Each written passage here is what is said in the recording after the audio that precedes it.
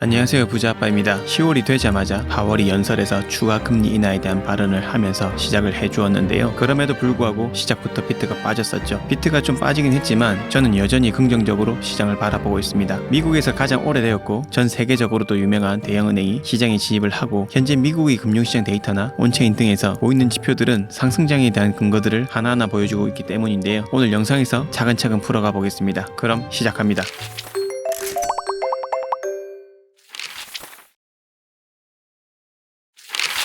영향을 미칠 만한 큰 이슈가 두 가지 있었는데요. 고용지표와 이란 이스라엘 전쟁 이슈 두 가지인데요. 먼저 지표 관련 이야기를 해보겠습니다. 졸트 보고서는 미국 노동통계국에서 매달 발표하는 구인 및 고용 이직 통계 보고서인데요. 미국 노동시장의 수요와 공급 상황을 파악하는데 중요한 역할을 합니다. 졸트 보고서 세부 데이터를 한번 봐볼게요. 이 데이터를 보면 8월 기준으로 여러 산업에서의 일자리 공고, 신규 고용, 그리고 고용 해지, 퇴사나 해고를 말합니다. 23년 대비 일자리 공고 수치, 그리고 신규 채용, 총 이직 등 모든 수치가 감소했는데요. 일자리 공고는 감소를 해주었지만 여전히 신규 고용과 고용 해지의 비율을 보면 시장이 아직까지 견고하다고 판단했던 것 같습니다. 그래서 금리 인하에 부정적인 영향을 줄 거라고 시장은 판단했던 것 같고요. 그리고 이스라엘 이란 전쟁 이슈는 9월에 비트가 계속 상승하는 와중에도 계속 싸우고 있었기 때문에 안 싸우고 있다가 갑자기 싸운 거라면 모를까, 계속 싸우고 있는 와중에 미사일을 좀 더 쏘았다, 그래서 이것 때문에 하락을 했던 거라고 보지는 않습니다. 물론 비트가 조금 더 많이 내리는데 영향을 주지 않았다고는 할 수 없겠지만요. 차트를 한번 봐볼게요. 비트코인 일봉 차트입니다. 제가 화살표로 표시해놓은 이 부분들은 7월, 8월, 9월, 10월 첫 주 시작 부분에 표시를 해놓은 건데요. 최근 4개월 연속으로 새로운 달이 시작될 때마다 하락이 나왔었고 이후에 회복하는 움직임들이 반복적으로 나와주었습니다. 또한 9월 6일 저점부터 약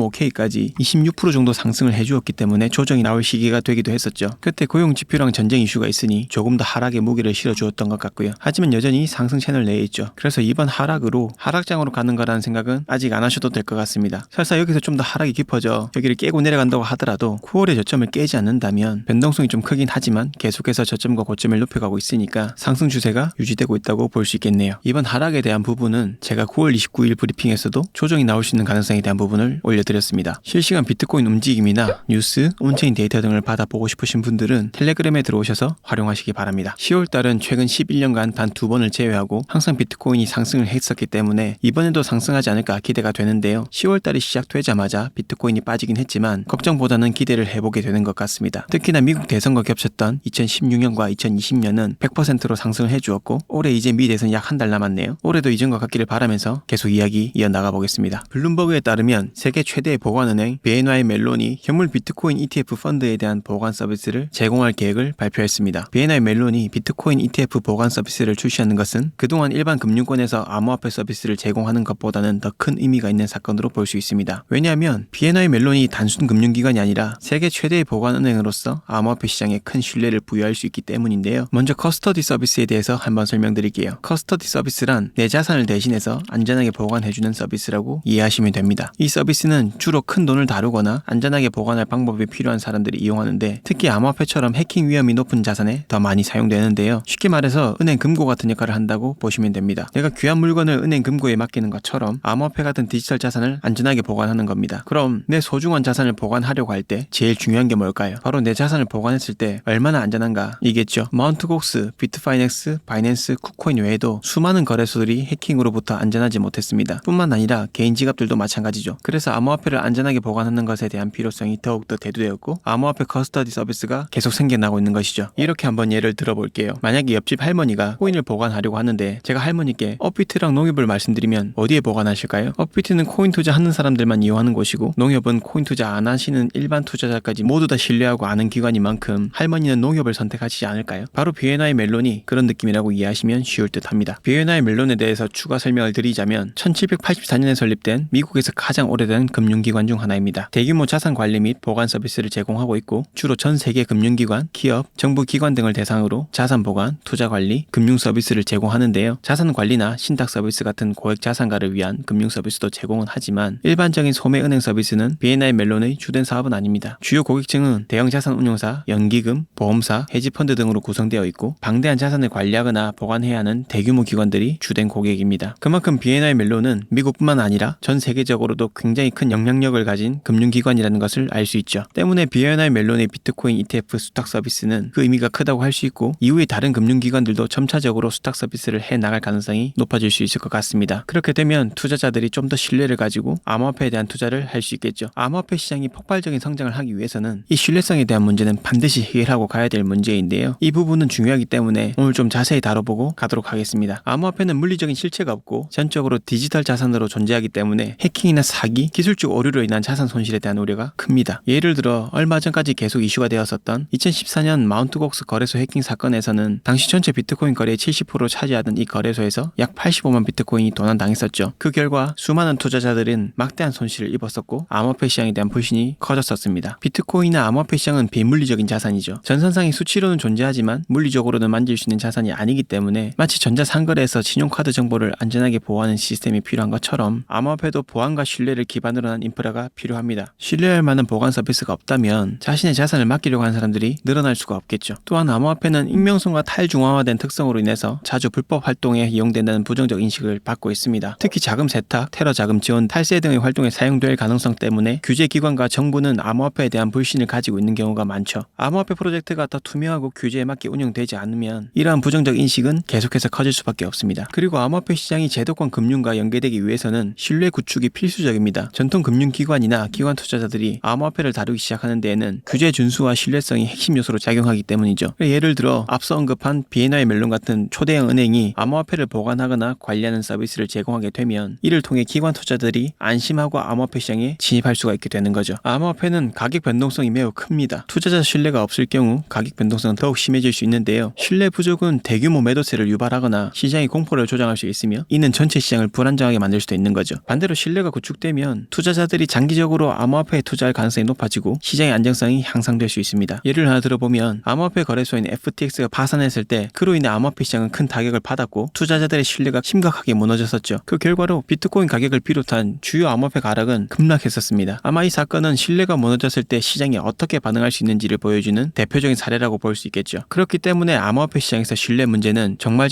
중요한 요소인 거죠. 비트코인이나 암호화폐에 투자하는 사람들이 정말 많이 늘어나긴 했지만 당장 주변만 보더라도 아직까지 신뢰하지 못해서 관심조차 가지고 있지 않는 사람들이 훨씬 더 많은 것만 봐도 알 수 있지 않을까요? 그래서 신뢰 문제가 해결이 되면 암호화폐는 훨씬 더 널리 받아들여지고 더 많은 투자자와 기관들이 이 시장으로 들어오게 될 가능성이 상당히 높아질 거라 생각합니다. 그래서 신뢰를 강화하는 것은 암호화폐 시장의 성장을 위한 필수적인 전제 조건이라고도 볼 수 있는 거죠. 그렇기 때문에 BNI 멜론의 비트코인 ETF 수탁 서비스가 시행되면 투자자들이 훨씬 더 신뢰할 수 있는 기반이 만들어지게 되고 더 많은 은행이나 전통 금융기관들이 시장으로 들어올 수 있는 촉매제가 될 수 있기 때문에 비트코인과 크립토 시장에서는 굉장히 큰 호재라고 할 수 있겠습니다. 이쯤에서 구독, 좋아요 한 번씩 눌러주시면 감사하겠습니다. 1초면 되니까 한 번씩 부탁드릴게요. 이제부터 이번 주에 있었던 파월 연설 내용과 현재 미국의 경제 데이터 등을 통해서 팩트를 가지고 하나씩 말씀드려 보겠습니다. 보시는 기사는 블룸버그의 기사 내용인데요. 파월에 했던 연설 내용을 보면 향후 금리 인하에 대한 부분을 핵심적으로 다루었죠. 파월과 연준은 시간이 지남에 따라 금리를 낮추고 미국 경제가 탄탄한 기반을 유지하고 있음을 다시 강조했다고 합니다. 일단 금리를 지속적으로 인하하겠다고 하는 것은 시장에 계속해서 유동성이 공급될 수 있다는 이야기가 되기 때문에 긍정적으로 봐야겠죠. 금리를 계속 인하하겠다고 했는데 어제 비트코인이 왜 하락을 했냐? 거기에 대한 답이 여기에 있는데요. 연준은 현재 급하게 금리를 인하할 필요성을 느끼지 않고 있고 경제 데이터에 따라서 금리 인하가 결정될 것이라고 밝혔습니다. 그런데 경제 데이터가 금리 인하에는 조금 안 좋은 쪽으로 나왔죠. 그렇기 때문에 영향을 받은 것이고요. 그리고 경기가 예상보다 둔화되면 더 빨리 금리를 낮출 수 있다고 덧붙였는데요. 이 같은 발언을 한 것은 이 아래에 있는 노동시장 관련 내용 때문이지 않나 싶습니다. 현재 노동시장을 보면 시장이 아직 건실한 것으로 말하긴 했지만 지난 1년 동안 냉각되었다고 말했죠. 즉 일자리 증가 속도가 느려지고 고용 상황이 예전만큼 활발하지 않다는 뜻입니다. 그렇지만 인플레이션을 잡기에는 여전히 부족한 수치이기 때문에 추가적인 냉각을 바라볼 필요는 없다고 말했습니다. 간단히 정리하자면 노동시장은 이제 충분히 어느 정도 둔화가 되었다고 판단하고 있다는 거죠. 또한 미국의 인플레이션이 목표치에 가까워지면서 금리 인하 가능성에 영향을 주고 있는데요. 검은색 선은 미국 핵심 PC 가격지수,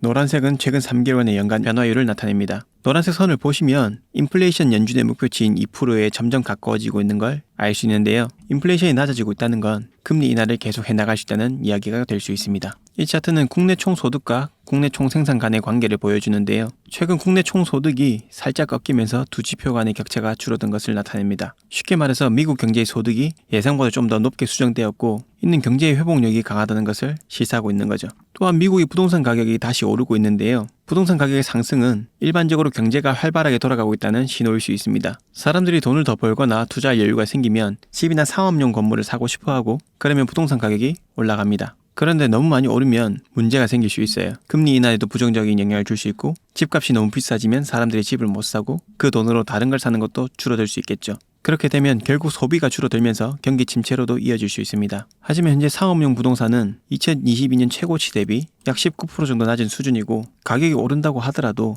이미 정점에서 많이 내려온 상태이기 때문에 안정된 상황이라고 볼 수 있고 금리를 인하하는 데 있어 큰 지장이 있을 것으로 보이지는 않네요. 이제 다음은 미국의 금융 상태를 한번 체크해보고 갈게요. 보신 차트는 미국 시카고 연방준비은행이 제공하는 National Financial Conditions Index NFCI를 나타냅니다. NFCI는 금융시장의 위험도, 신용조건, 레버리지 상황 등을 종합적으로 평가한 지수인데요. 빨간색은 금융시장의 리스크, 파란색은 신용조건, 그리고 초록색은 레버리지 상황. 조금 더 풀어서 설명하면 크레딧은 기업 및 소비자들이 자금 조달을 얼마나 쉽게 할 수 있는지, 레버리지는 금융기관들이 얼마나 자산 대비 부채를 활용하는지, 그리고 검은색 선은 종합 NFCI 지수를 나타냅니다. 가운데 0을 중심으로 양수일수록 금융 불안이 커졌다는 것을 의미합니다. 반대로 음수일 경우 금융 여건이 평균보다 완화되어 있음을 나타내는데요. 지금은 0보다 많이 낮죠. 현재 미국의 금융시장은 팬데믹 이후의 회복세를 유지하면서 안정적이라고 볼 수 있습니다. 신용과 레버리지가 큰 문제 없이 균형을 이루고 있어 전반적으로 금융시장이 안정적인 상태라고 해석할 수 있겠습니다. 미국의 금융 상태가 안정되면 시중에 돈이 많이 풀리게 됩니다. 이 돈이 어디로 흘러가느냐가 중요하겠죠. 금리가 낮고 투자 환경이 좋으면 사람들은 그 돈을 주식이나 암호화폐 같은 자산에 투자해 수익을 많이 내려고 할 가능성이 커지게 됩니다. 즉, 더 많은 유동성이 주식시장이나 암호화폐 시장으로 흘러들어올 가능성이 커지게 되는 거죠. 파월도 월요일 연설에서 올해 11월이나 12월에 0.75bp를 더 추가로 낮춘다고 하죠. 그러면 두 번 중 한 번은 0.5bp 인하가 되어야 할 거고 미국 대선과 맞물리게 되면서 그동안 정부에 쌓아두었던 자금까지 시중에 풀리게 되면 연말은 투자자들이 바람하지 않는 산타랠리가 올 수도 있겠죠. 중국의 상황도 중요한 만큼 지난 시간에 이어서 중국 상황에 대해서도 한 번 더 체크해 보겠습니다. 이전 영상에서 중국이 지금 경기 부양을 위해서 1조 위안, 우리 돈으로 180조 원 정도를 풀 계획이라고 말씀을 드렸었는데 실제 중국의 경제 성장 목표와 실제 경제 성장률이 과거 몇 년 동안 차이가 컸다는 것을 알 수 있죠. 파란색이 실제 성장이고 빨간색이 목표입니다. 2020년부터는 목표치보다 계속해서 한참 미달된 경우가 많았고 2024년도 더 낮은 성장률을 기록할 가능성이 크다는 것을 보여줍니다. 그렇기 때문에 목표한 성장률을 달성하지 못할 경우 경기 부양책이 필요하다고 보는 거죠.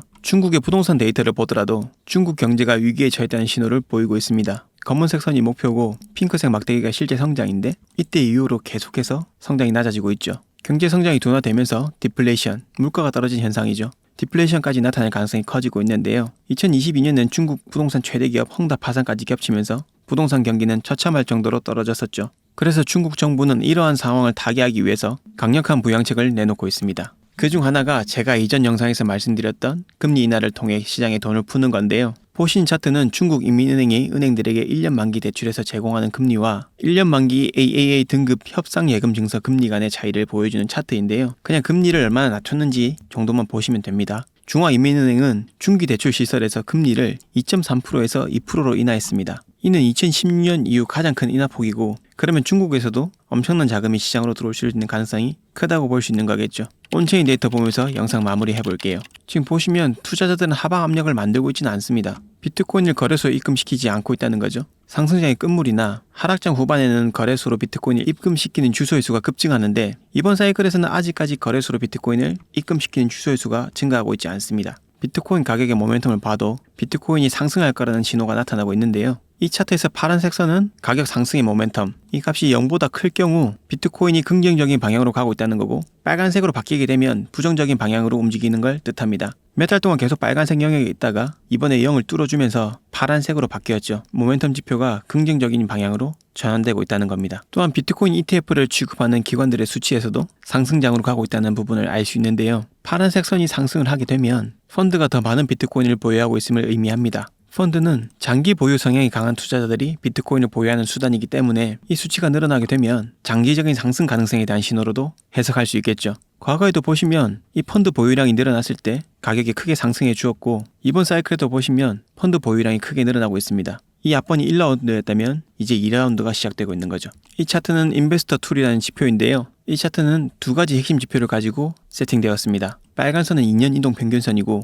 이는 비트코인의 가격이 역사적으로 바닥을 찍은 시점 혹은 극단적인 저평가 구간을 말합니다. 그리고 녹색 선은 비트코인의 가격이 역사적으로 고점을 형성했을 때를 보여주는데요. 이 녹색 선은 2년 이동 평균 값을 5배 확대한 값으로 이 녹색 선에 가까워지거나 넘어서게 되면 비트코인이 과대평가되어 있음을 의미합니다. 그래서 이 시점들에는 매도를 고민해봐야 될 타임인 거죠. 그런데 이번 장에서는 아직까지 도달하려면 한참 남았습니다. 그렇기 때문에 아래 위로 눌리고 흔들려도 잘 가지고 계셔서 녹색선에 닿았을 때 매도를 고려해보시면 좋을 것 같네요. 오늘 영상 요약하겠습니다. 고용지표가 아직 탄탄하다고는 하지만 계속 둔화되고 있기 때문에 미국은 금리 인하를 계속해 나갈 거라고 생각합니다. 미국 최대 은행인 BNI 멜론의 크립토 시장 진입은 보수적인 스탠스를 취하고 있는 전통 금융기관들이 시장으로 들어오게 하는데 트리거가 될 수 있겠습니다. 금리 인하가 되면 미국의 금융시장은 굉장히 탄탄한 상태이기 때문에 충분히 대규모 유동성 공급이 일어날 수 있는 환경과 조건은 갖추어져 있다고 생각합니다. 단기적으로 비트코인의 가격이 눌리고 흔들리더라도 상승장으로 가기 위한 퍼즐들은 거의 다 맞춰졌습니다. 시기의 차이일 뿐 작은 흔들림에 이탈되지 않으셨으면 좋겠습니다.